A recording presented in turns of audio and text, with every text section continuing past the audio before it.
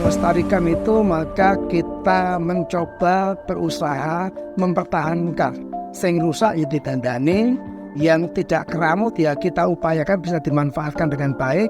Dengan sendirinya maka secara fisik bangunan itu akan dirawat. Ya.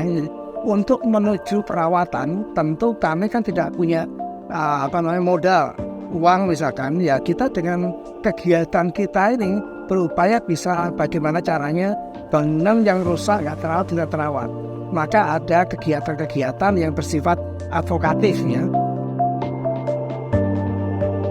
Surabaya memang terkenal sebagai kota bersejarah. Banyak sejarah yang belum tentu ada di tempat lain. Masalahnya, dari 176 bangunan cagar budaya di kota Surabaya, beberapa sudah rata dengan tanah, meskipun memiliki status cagar budaya. Sebagai contoh, Toko 6 dan Lapangan Polres di Ebong Sawu. Kedua tempat tersebut berstatus bangunan dan situs cagar budaya, tapi anehnya bisa rata dengan tanah demi pembangunan gedung pencakar langit modern. Namun pada nyatanya, pemerintah kota belum menerapkan secara menyeluruh, memperhatikan dan melindungi pelestarian bangunan bersejarah.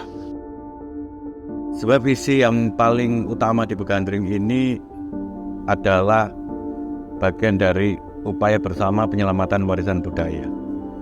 Itu yang kemudian diterjemahkan dalam beberapa program kerja dan kemudian pelibatan sebanyak-banyaknya partisipasi publik. Sejarah itu penting, budaya itu penting, karena itu menjadi identitas. Tentang penemuan sumur Dobong katakanlah, itu identitas juga. Kalau kita memiliki identitas dan kita abaikan, maka identitas itu akan hilang dan kita tidak mengenal Surabaya. Sehingga tujuan utama kita ini adalah mencoba untuk bersama-sama melestarikan nilai-nilai cagar budaya, nilai-nilai sejarah. Jadi komunitas ini kemudian menjadi tidak sekedar sebagai komunitas penghobi, tapi sudah berubah menjadi civil society movement. Jadi gerakan masyarakat sipil untuk perubahan, sehingga semua aktivitas-aktivitasnya berorientasi kepada penyadaran publik agar publik menjadi berubah, termasuk mengadvokasi ke arah kebijakan, sehingga pemerintah juga menjadi paham dan ikut menjadi bagian dari penyelamatan warisan budaya. Salah satu yang kita lakukan sekarang ini adalah dorongan kita kepada pemerintah agar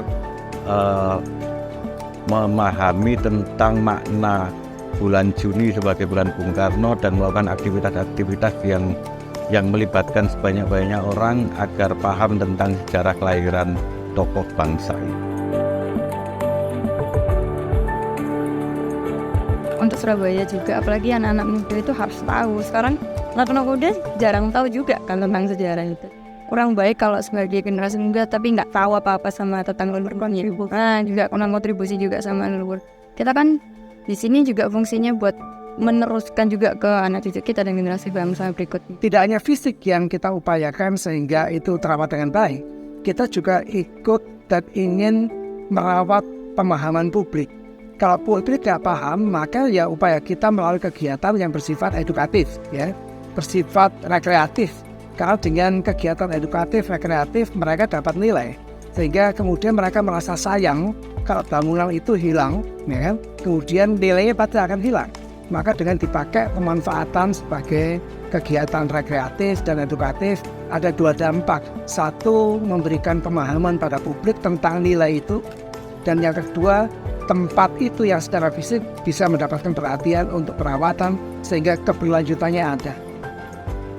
Setiap orang di antara kita memiliki latar belakang passion yang berbeda-beda. Ada di bidang sejarah kolonial, ada di sejarah klasik, ada sejarah perkereta apian dan lain-lain, tetapi memiliki satu kesamaan yaitu sejarah. Maka nilai sejarah itulah yang kemudian menyatukan kita untuk membuat sebuah forum, membuat sebuah komunitas untuk mempertahankan nilai-nilai apakah sejarah kolonial, sejarah perkereta apian, pergerakan dan hingga kemerdekaan. Sehingga komunitas ini memiliki satu beragam kegiatan dengan tema-tema yang sangat beragam. Tidak satu warna, tapi siapapun berkenaan dengan kita, mau ngomong sejarah kolonial ada, mau ngomong sejarah pergerakan ada, sejarah klasik ada, sehingga kita membuka kepada siapapun juga dengan disiplin ilmu yang berbeda, tetapi ingin mengembangkan, menyampaikan secara ilmu itu, maka kita terbuka dan itulah yang membuat kita sangat beragam.